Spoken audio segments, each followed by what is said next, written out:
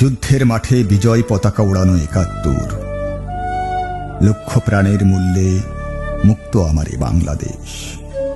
না জনাব, যে ভুলে ভুলুক, আমি ভুলিব না। আমার গর্বের ধন আমি কভু ভুলিব না।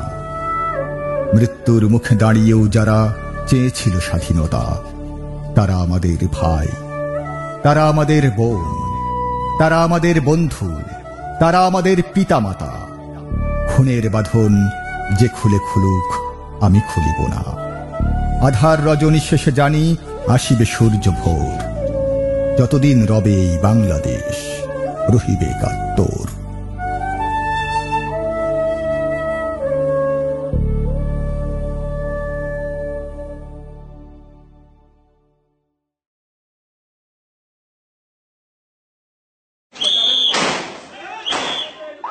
পুলিশ স্টেশনে ভিড়।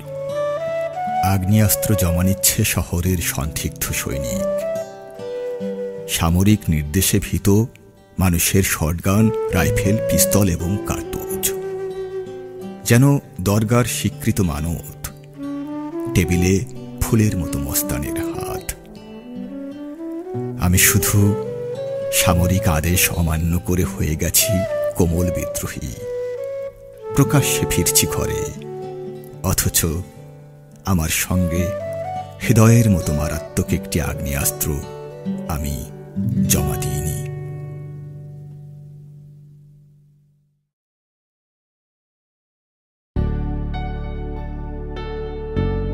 অভাব জোকের মতো নির্দয় তৃষ্ণায় চুষে খায় হৃদয়ের ক্ষত। যখনই সুযোগ পায়, সুযোগের সদ্ব্যবহারে এমন নিবিষ্ট ধ্যানী শিকারী সাধুর কারো চৌহদ্দিতে প্রতিদিন বন্দী হয়ে আছি। সুরঙিন ভবিষ্যৎ রক্তহীন কামেলা রোগীর মতো মিররের অন্য পিঠে চেয়ে আছে হলুদ দৃষ্টিতে।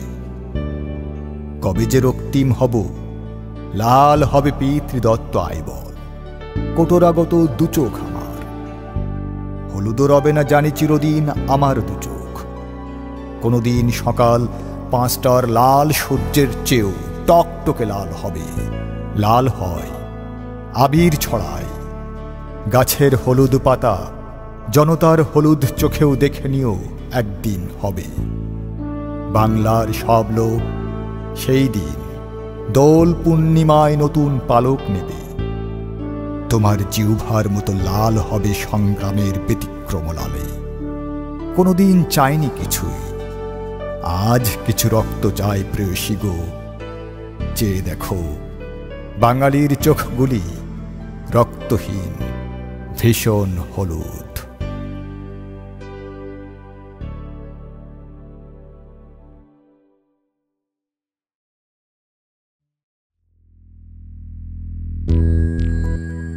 রথযাত্রার সিঁদুর গোলার মতো কলতলে শুধু মৃতের রক্ত ঝরে। কলতলে শুধু মৃতের রক্ত ঝরে। কলতলে শুধু মৃতের রক্ত ঝরে। মুরগি না ওরা, মানুষ করেছে খুন। অতিথি আমার, অতিথি আমার ওরে। দিন ভরে তুলি রাত্রির দিকে চেয়ে। মানুষের মন দখল করেছে ঘড়ি। সন্ধ্যা আমার রাত্রির ছোট মেয়ে, তাকে ভালোবেসে রাত্রিকে ভোর করি। নিশিথিনী চাঁদ ভোরের সূর্যে জ্বলে, দিনের সূর্য রাত্রির বুকে গলে। লুটায় যেমন অন্ধ আকর্ষণে, কবির গর্ব কবিতার পদতলে। এইভাবে গত একদিন এক রাতে, অক্ষমতার অবিবেকী করাঘাতে, ক্ষমতা দিয়ে মূঢ়তার পরিচয়। মানুষকে তবু পৃথক রেখেছি আমি, অনাগত দূর আগামীর বিশ্বাসে। করেছি আপন মাধুরীতে দুর্জয়। এতে লিখিয়া করতলে মাখা চুনি, তাকালো রাতের ব্যাঘ্র শিকারী কবি। প্রয়োজন বোধে ভারী শব্দের তুনি, উদাসীনতার অভিযোগ তুলে যারা বিজয় আনন্দে আপনি আত্মহারা। কবিতাকে হানে দণ্ডিত আক্রোশ, তাদের মুখোশ খুলে দিতে এসো কবি। মুখোমুখি আনি শব্দের সন্ত্রাস। আমি চিনে গেছি প্রগতির ছলে কারা মানুষের নামে শিল্পকে করে তাড়া। ক্ষমতার সাথে গোপনে গিয়েছে ভিড়ে ছত্রভঙ্গ জনতার মিড়ে মিড়ে। ভস্য যখন স্বপ্নের প্রিয় ছবি, তখন মূর্খ তাত্ত্বিক পলাতক।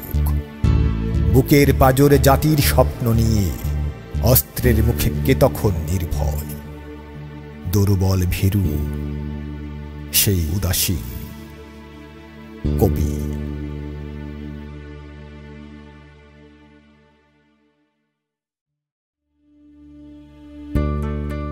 আমার যখন 25 বছর পূর্ণ হয়েছিল, তুই তখনও ছিলি আমার স্বপনে।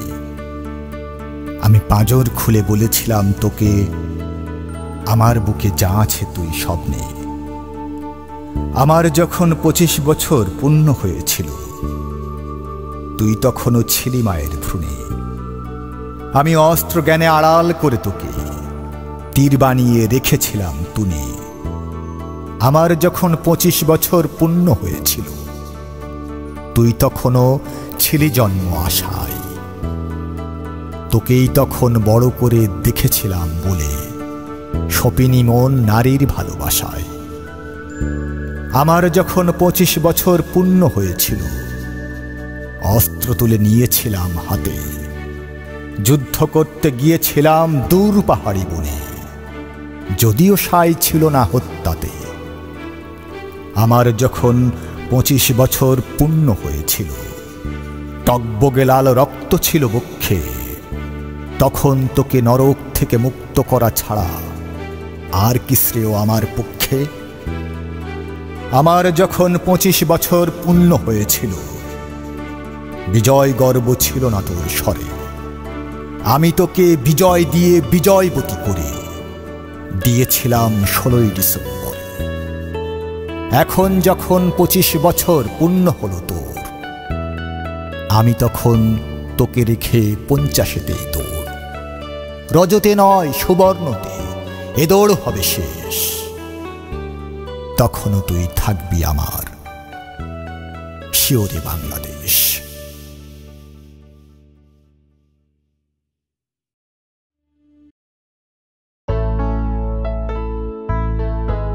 আমার সমস্ত শ্রদ্ধা একটি নামের মধ্যে, বাংলাদেশ।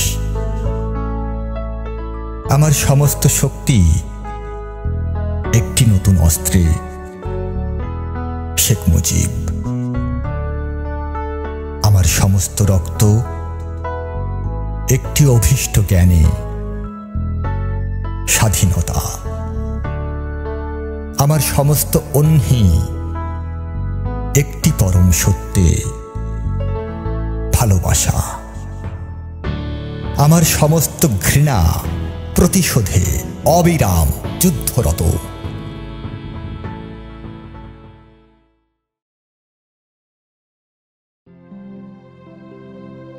একুশের ভোরের কবিতাগুলো তুমিহীন মাইক্রোফোনে এক একবার গর্জে উঠেছিল। আমার সুরেলা কণ্ঠ অবিরল ঝরেছিল পৌরুষের ঘৃণা। সেই তেজোদ্দীপ্ত, সেই শোকাচ্ছন্ন তৃষিত মিছিলগুলো, সমাবেশগুলি তোমার মুক্তির জন্য রেখে দিয়েছি। আমাদের চারপাশ ঘিরে নতুন চৈত্রের ধূলি প্রবাহিত হচ্ছে বিভিন্ন ধারায়। চুলে চোখে কর্ণমূলে তার অবারিত জয়স্পর্শ আর লুকাতে পারছে না মেঘ। সূর্য তার ঝরা বীর্য শকুনের পাখা ভেঙে খসে যাচ্ছে মুখর পালক। সেই দৃশ্য তোমার মুক্তির জন্য রেখে দিয়েছি। আহত সবুজ ঘাসে ফুটেছিল চন্দনের ফোঁটা। মায়ের স্তনের বোটা প্রতিবাদী শিশুর মৃত্যুতে কেঁপেছিল উদাসী বেহাগে। পেথিত স্মৃতির পাত্রে সাজিয়ে রেখেছে সেই দৃশ্য তোমার মুক্তির জন্য রেখে দিয়েছি। শ্যামল শস্যের মাঠ ছুঁয়ে ছুঁয়ে হাওয়া আসে, সামাজিক স্বাধীনতা আসে। শুধু তুমি নেই, সেই দৃশ্য তোমার মুক্তির জন্য রেখে দিয়েছি। দিনের গেরুয়া চুলে গোধূলি লুকায় মুখ, চরাচর স্তব্ধ হয়ে যায়। অন্ধকামিনীর ঝোপে নড়ে ওঠে জীবনের হারানো প্রতিমা। তখন তোমাকে ভাবি, হে স্পর্শাতীত, হে নিহত ললাট, হে সুন্দর, হে বন্ধু আমার, ক্ষমা করো, ক্ষমা করো, ক্ষমা করো মূঢ় মানুষেরে। আনত আধারে আজ বিজয়ীরা বিদেহীর কাছে ক্ষমা চায়। সেই দৃশ্য তোমার মুক্তির জন্য রেখে দিয়েছি। মাটির দিকে নুয়ে পড়া, মাথায় জট পাকানো পাকা চুল, তেলের অভাবে রুক্ষ মুখ ভর্তি কাশফুলের দাড়ি, ঠোঁটের উপর অবিনস্ত গোপ, দুশ্চিন্তিত আইনস্টাইনের মতো। রোদ্দুরে পুড়ে, বৃষ্টিতে ভিজে, পথের ধুলোবালিতে মিশে তার মুখের চামড়া এখন বার্ধক্য এসে প্রাক্তন লাবণ্য হারিয়েছে। গাল গেছে বসে, দিব্যদৃষ্টি সম্পন্ন চোখ দুটো ঢুকেছে কোটরে, তাতে অনিদ্রাজনিত পিচুটি। আক্কেল দাঁতগুলোর কথা ঠিক বলতে পারবো না, তবে দৃষ্টিগ্রাহ্যগুলো সবই অদৃশ্য হয়েছে। সাক্ষী গোপাল এখনো যে দু একটি অবশিষ্ট আছে, তার ব্যথায় মুখের চামড়া গিয়েছে কুঁচকে। পা জুতো শূন্য, হাতে শুকনো মরাল বাঁশের একখানি লাঠি, একেবারে যথার্থ অর্থেই অন্ধের যষ্টি যাকে বলে, তাই দিয়ে তাল ঠুকতে ঠুকতে তিনি এখন পথ হাঁটেন। পথ বলতে সেই সব খোঁয়া ওঠা সরু পথগুলো, যেগুলো শটান পৌঁছেছে কোনো না কোনো গেরস্থ ঘরের দরজায়। এখন তার চোখের জ্যোতিতে সেই অলৌকিক বিভা নেই, দেখতে পান না আগের মতো। চোখের চাইতে বরং এখন তার ভরসা বেশি এই বাঁশের লাঠির উপর। পাপ পুণ্য তো দূরের কথা, মানুষের বন্ধ ঘরের দরজার তালাও এখন তার চোখে পড়ে না। নাকি তালাটা কিছু নয়। সাত সকালেই শুনি পাশের ঘরের তালা দেওয়া দরজার সামনে দাঁড়িয়ে তিনি ডেকে চলেছেন এক কল্পিত আম্মাকে। গরিব নাসর অন্ধ ভিক্ষুকের কিছু খয়রাত দেন আম্মা, ও আম্মা, আম্মা গো, আম্মা, আম্মা। কিছুক্ষণ দম নেন, তারপর আবার শুরু করেন প্রথম থেকে। মনে হয় বুঝি কোনো ঝড় সন্ধ্যায় মাঠের নিঃসঙ্গ গাভী হাম্বা হাম্বা রবে ডেকে চলেছে তার হারানো বাছুর। যেন রথের মেলায় হারিয়ে যাওয়া কোনো অসহায় শিশু ডাকছে তার মাকে, আম্মা, আম্মা গো। কিন্তু বন্ধ দরজা খুলে না। খুলবে কি করে? ভিতরে কেউ থাকলে তো। পাশের বাড়ি থেকে অতঃপর আমি দরজা খুলে বেরোই। আম্মা ডাকের ব্যাকুলতায় যাকে মনে হয়েছিল নিতান্তই এক ব্যথিত কিশোর, বাইরে এসে দেখি তিনি এক থরথরে বুড়ো, তালা দেওয়া দরজার সামনে এক ঠায় দাঁড়িয়ে, যেন মাছ ধরতে ছিপ ফেলেছেন নদীতে। মহাজনের খুদির মতো ভিক্ষার থলেটা ঝুলছে তার গলায়, আর ভাত খাবারের জন্য তৈরি এনামেলের থালাটা প্রসারিত ডান হাতে ধরা। এমন বৃদ্ধকে কাজ করে খাওয়ার সুউপদেশ দেওয়াটা নিতান্তই বেমানানো হবে, এই ভেবে ঠোঁটের ডগায় বাঁধা উপদেশটাকে লুকিয়ে ফেলে বললাম, আপনার ছেলেপুলে নেই? এবার তার মুখ ফিরল আমার ঘরের দিকে, আমাকে আপদ মস্তক নিরীক্ষণ করলেন, তারপর মিলান হেসে বললেন, আছে। তার কণ্ঠস্বরে প্রত্যয়, আছে। আমার অবাক হওয়ার পালা। সাধারণত সব প্রশ্নের উত্তর হয়ে থাকে না। আপনার ছেলেরা কোথায়? তারা আপনাকে দেখে না? বৃদ্ধ তার পাণ্ডুর হাতখানি বাড়িয়ে স্পর্শ করলেন আমাকে। তোমরাই তো আমার ছেলে বাবা। তার স্পর্শের মধ্যে ছিল সম্মোহনের জাদু। আমার অন্তরাত্মা কেঁপে উঠল সেই স্পর্শে। তার কণ্ঠ নিঃসৃত দাবি প্রতিধ্বনি তুলল আমার রক্তে, তোমরাই তো আমার ছেলে বাবা। পকেট থেকে 1 টাকার একটা হরিণ মার্কা কড়কড়ে নোট এনে বাড়িয়ে ধরলাম তার দিকে। এই নিন। তিনি মাথা নাড়লেন, অর্থাৎ টাকা চায় না। তাহলে কিছু চাল দেব? না। গত রাত্রির কিছু বাসি ভাত থাকতে পারে, খাবেন? তিনি নির্বিকার। নাকি রাগ করলেন বাসি ভাতের কথা শুনে? পুরনো পাঞ্জাবি বা কোনো ছেঁড়া লুঙ্গি টুঙ্গি এসবই তো ভিক্ষুকেরা চায়। দীর্ঘশ্বাস ছেড়ে বৃদ্ধ বললেন, না বাবা, এসবের জন্য আমি আসিনি। এবার আমার বিরক্ত হবার কথা। তাহলে আপনার জন্য কি করতে পারি আমি? বললাম রাগত স্বরে। নৈশব্দ পেরিয়ে ধীর পায়ে তিনি এগিয়ে এলেন আমার কাছে। একেবারে শরীরে শরীর লাগিয়ে দাঁড়ালেন আমার মুখোমুখি। তারপর কানের কাছে মুখ এনে নির্দ্বন্দ্ব উচ্চারণে বললেন, বিপ্লব। বিপ্লব শব্দের এমন মধুর উচ্চারণ আমি পূর্বে শুনিনি। তখন লাল পালক খচিত একটি অচেনা পাখি এসে বসল আমার ভোরের উঠান আলো করে। নারকেলের চিরল পাতায় লাগলো ঝোড়ো হাওয়ার দোলা। আকাশ জুড়ে শুরু হলো খেপা মেঘের তাণ্ডব, মানুষের সমুদ্র গর্জন বা মিছিল। দ্রুম দ্রুম দৃমিক দৃমিক ঠাঠা শব্দ গুড়িয়ে গুড়িয়ে ক্রমশ এগিয়ে চলল। আমি কি স্বপ্ন দেখছি? আমার কর্ণকুহরে ঘুরে ঘুরে কেবলই বাজতে লাগলো বিপ্লব বিপ্লব বিপ্লব, যেন পিন আটকে যাওয়া গানের রেকর্ড। এই কি তবে ঈশ্বরের নতুন নাম, নতুন জপ মন্ত্র এই শতাব্দীর? সন্নিধ ফিরে পেয়ে চেয়ে দেখি এনামেলের শূন্য পাত্রটি উঠানে পড়ে আছে। পাত্র হাতে যিনি এসেছিলেন তিনি নেই।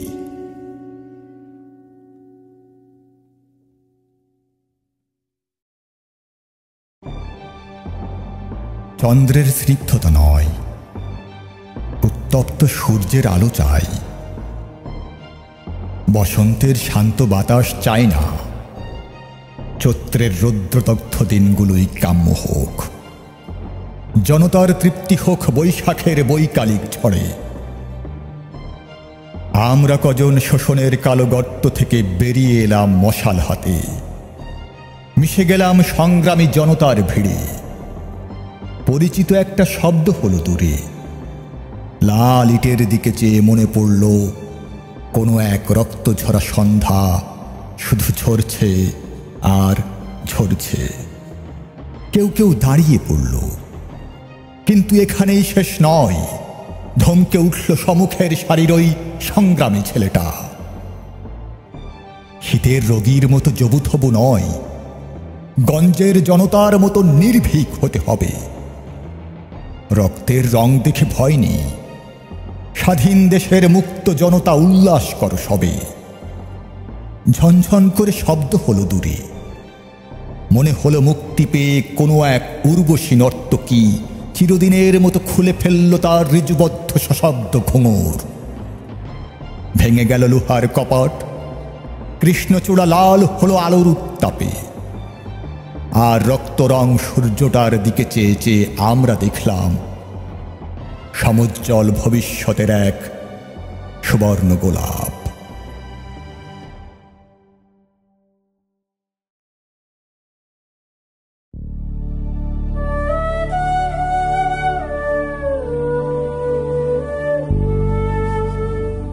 যুদ্ধের মাঠে বিজয় পতাকা উড়ানো ৭১। লক্ষ প্রাণের মূল্যে মুক্ত আমার এ বাংলাদেশ। না জনাব, যে ভুলে ভুলুক, আমি ভুলিব না। আমার গর্বের ধন আমি কভু ভুলিব না। মৃত্যুর মুখে দাঁড়িয়েও যারা চেয়েছিল স্বাধীনতা, তারা আমাদের ভাই, তারা আমাদের বোন, তারা আমাদের বন্ধু, তারা আমাদের পিতামাতা। খুনের বাঁধন যে খুলে খুলুক, আমি খুলিব না।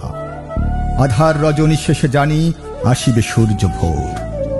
যতদিন রবে এই বাংলাদেশ, রহিবে একাত্তর।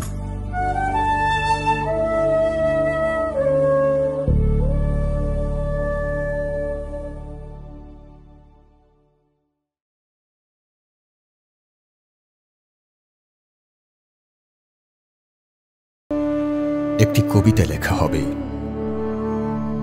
তার জন্য অপেক্ষার উত্তেজনা নিয়ে লক্ষ লক্ষ উন্মত্ত অধীর ব্যাকুল বিদ্রোহী শ্রোতা বসে আছে ভোর থেকে জনসমুদ্রের উদ্যান সৈকতে।